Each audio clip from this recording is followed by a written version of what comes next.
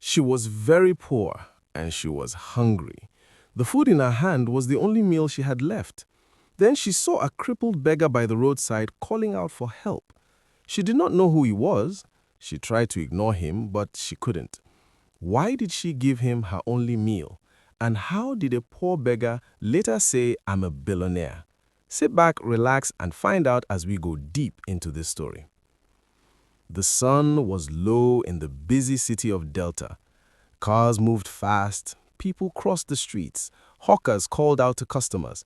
In the middle of all this noise was Kimberly, a 25-year-old woman trying her best to survive.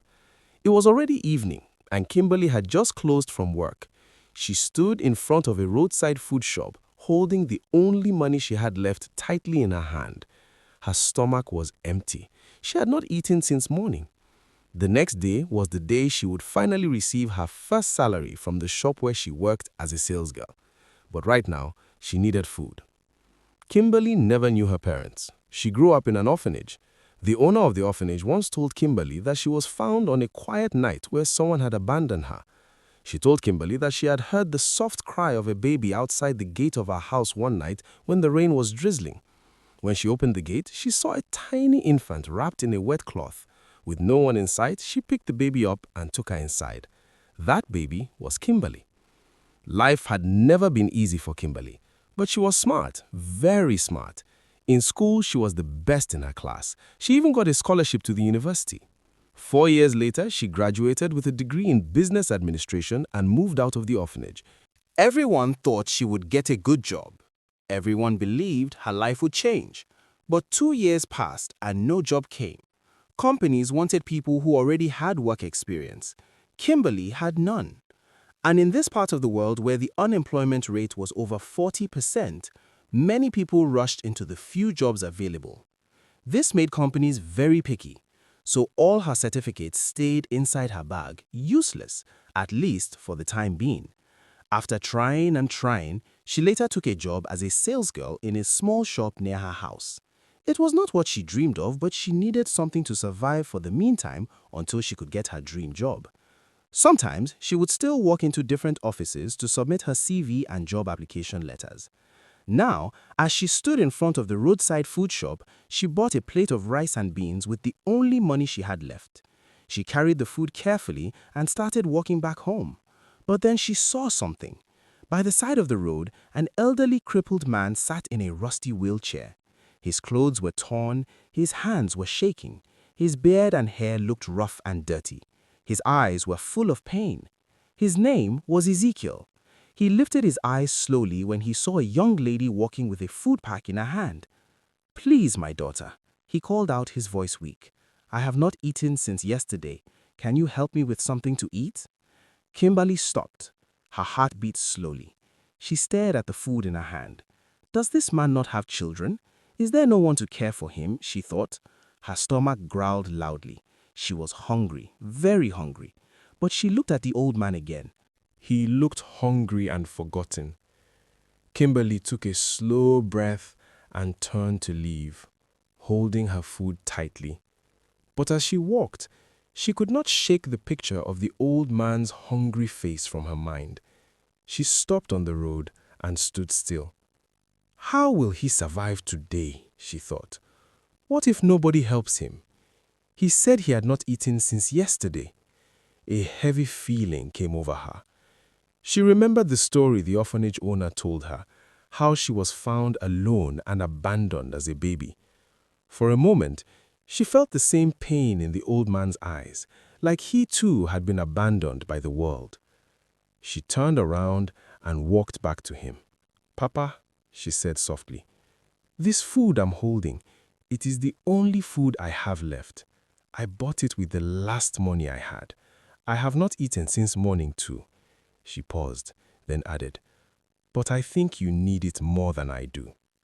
The elderly man looked up in surprise and gently pushed the food in her hand back. "No, my daughter. Keep it. I can't allow you to sleep on an empty stomach tonight." But Kimberly shook her head firmly. "Please, Papa, take it. I want you to eat." She placed the food pack on his lap, insisting with gentle kindness until he finally accepted it. The elderly man's eyes suddenly became wet with tears. His lips shook. He looked at her like she was an angel. "My daughter, thank you," he whispered. Kimberly nodded and turned to leave. She had no food now, but she felt peace inside her heart.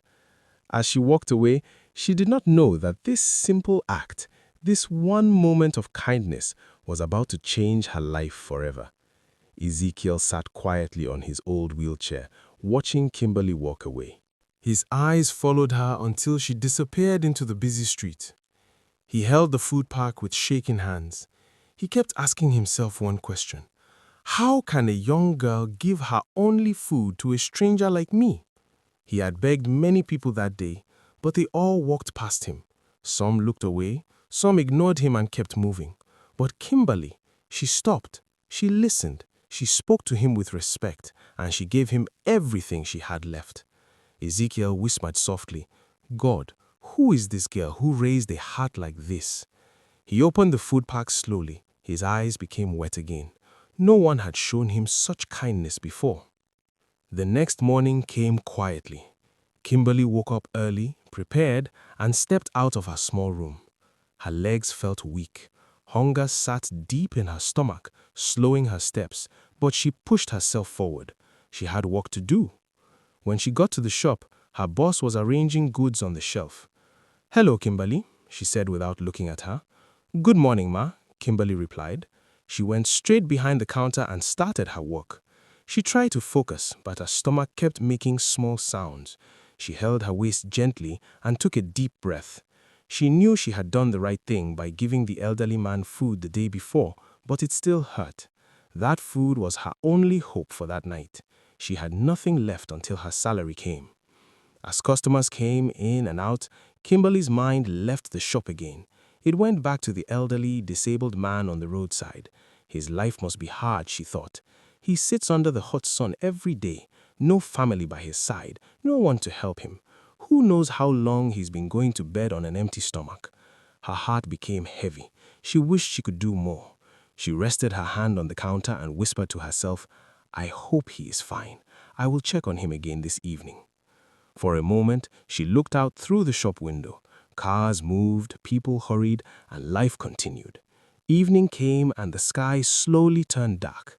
Kimberly wiped her hands on her skirt and began to close the shop for the day. She was tired, but she was happy the long day was finally over.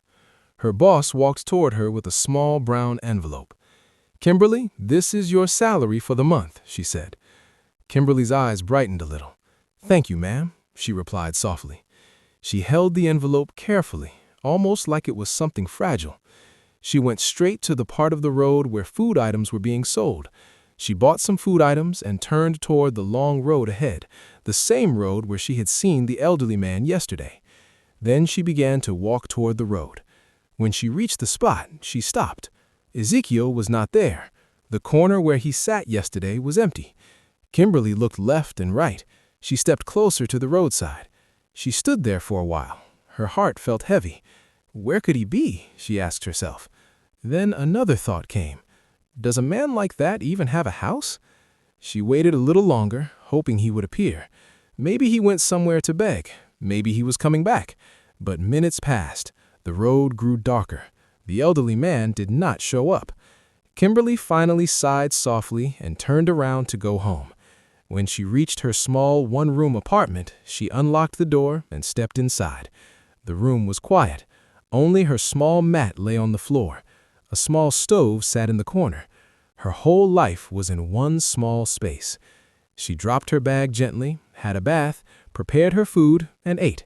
As she lay down to sleep, her eyes stared at the ceiling as she whispered, "I hope he is safe."